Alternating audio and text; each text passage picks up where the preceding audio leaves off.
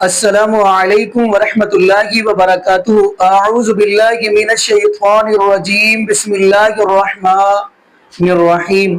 قل ان کنتم تحبون اللہ فاتبعونی یحببکم اللہ ویغفر لکم ذنوبکم واللہ غفور الرحیم۔ جی ناظرین، آج ہم جس حوالہ سے گفتگو کرنے جا رہے ہیں، جیسا کہ آپ کو ناظرین اس بات کا علم ہے کہ مرزا علی جی کی جو گرفتاری ہوئی ہے، آپ کو پتہ ہے وہ جو اس نے کرسچن والی گفتگو کے اندر جو جملے بولے تھے، اس وجہ سے ان کی جو گرفتاری ہوئی۔ اور آپ کو ناظرین یہ بھی بتاتا چلوں، جیسا کہ آپ کو پتہ ہے کہ کل جمعے کا دن گزرا ہے، تو اور ان کو یعنی عدالت کے اندر پیش کیا گیا۔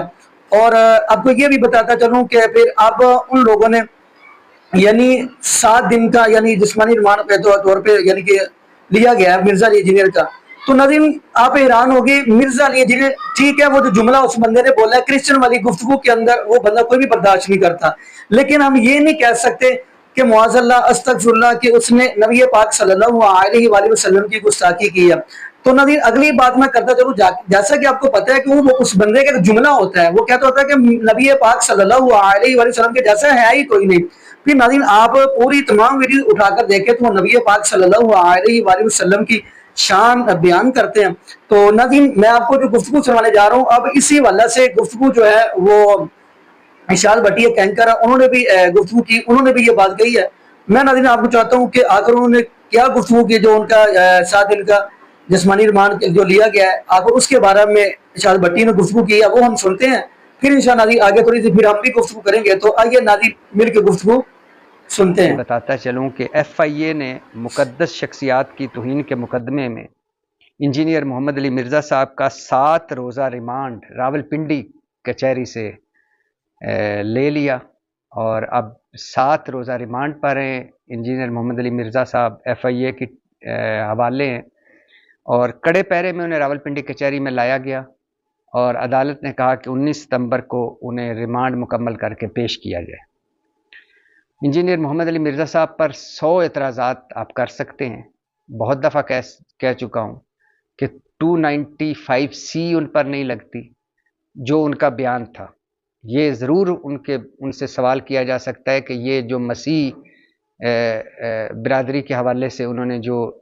چند الفاظ کہے، کیا ہماری مسیح برادری کے وہی خیالات ہیں؟ ڈیفینیٹلی نہیں ہوں گے۔ اور دوسرا، ان سے الفاظ کے چناؤ میں الفاظ کے جو جس طرح کے الفاظ استعمال کریں اس میں بھی ان سے بھول چوک ہو سکتی ہے، لیکن وہ ایک حوالہ دے رہے تھے، اور اس حوالے پر جس طرح کا رد عمل آیا وہ نہیں آنا چاہیے تھا۔ ان پر میں نے جیسے کہا نا کہ بہت سارے اعتراضات ہو سکتے ہیں، ان کے لب و لہجے کا، ان سے پہلے مقدس شخصیات کے حوالے سے ان کی گفتگو کا، حالانکہ وہ کتابوں سے یہ حوالے دیتے ہوتے تھے، لیکن وہ شخص جس کا نعرہ یہ ہو کہ میرے نبی سا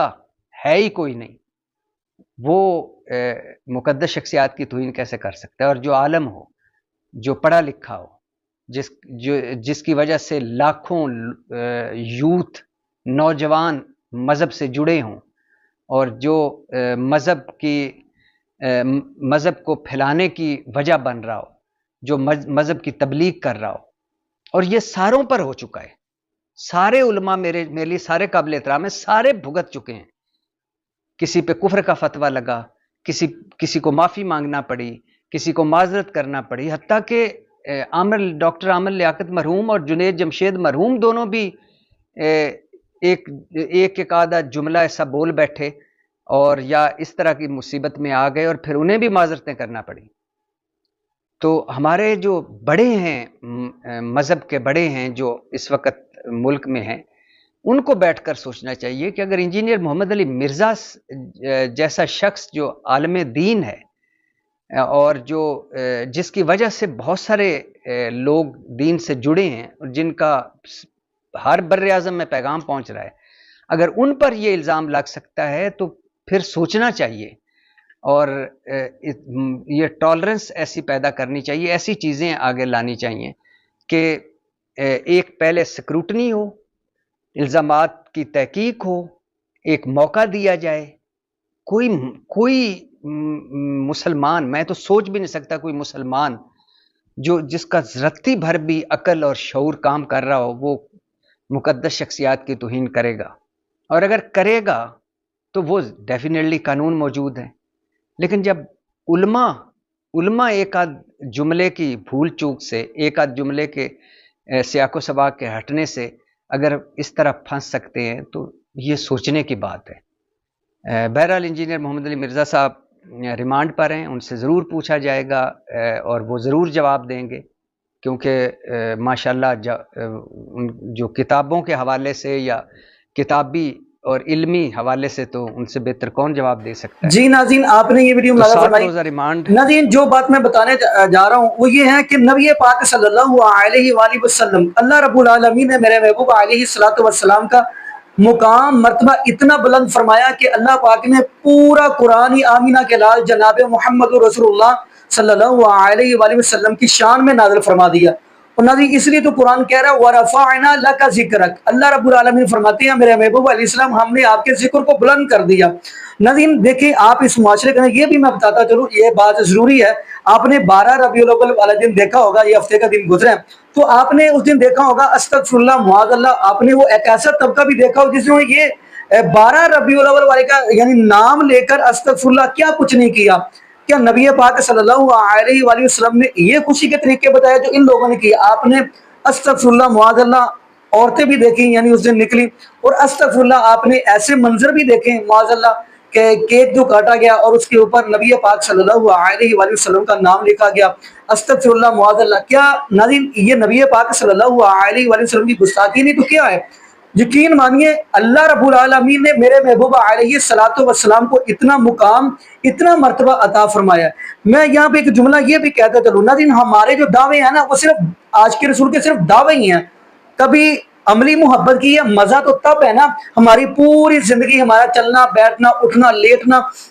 نبی پاک صلی اللہ علیہ وآلہ وسلم کے طریقہ کے مطابق ہو، پھر پتہ چلتا ہے کہ نبی پاک صلی اللہ علیہ وآلہ وسلم کے ساتھ ہم سچے دل کے ساتھ محبت اور پیار کرتے ہیں. ناظرین اس لیے تو رب العالمین اپنے قرآن پاک کے اندر فرما رہے ہیں کہ جیسے نبی پاک صلی اللہ علیہ وآلہ وسلم کے صحابہ نے آمینہ کے لال جناب محمد رسول اللہ صلی اللہ علیہ وسلم کے ساتھ محبت پیار کیا ہے، ایسے ہی آپ بھی محبت اور پیار کر کے دکھائیں. اس لیے تو رب العالمین کا قرآن کہہ رہا ہے فَإِنْ آمَنُوا بِمِثْلِ مَا آمَنْتُمْ بِهِ فَقَدِ اهْتَدَوْا وَإِنْ تَوَلَّوْا فَإِنَّمَا هُمْ فِي شِقَاقٍ فَسَيَكْفِيكَهُمُ اللَّهُ وَهُوَ السَّمِيعُ الْعَلِيمُ. اللہ رب العالمین فرما رہے ہیں اگر آپ ایمان لانا چاہتے ہیں تو نبی پاک صلی اللہ علیہ وآلہ وسلم کے صحابہ جیسا لے کر آئیں. تو باقی ناظرین یہاں پہ لمبی چوڑی گفتگو کرنے کے بجائے یہاں پہ میں یہی دعا کرتا ہوں اللہ پاک ہمیں نبی پاک صلی اللہ علیہ وآلہ وسلم کی شریعت کے مطابق زندگی گزارنے کی سیکھ دے، اور اللہ پاک ہمیں 5 وقت کا پکا سچا نمازی بنا دے، اور جتنے بھی بے اولاد جوڑے ہیں اللہ پاک سب کو نیک نورینہ صحت تندرستی والی ایمان والی لمبی زندگی والی اولاد عطا فرما دے. جزاکم اللہ خیرا، احسن جزا. السلام علیکم ورحمۃ اللہ وبرکاتہ.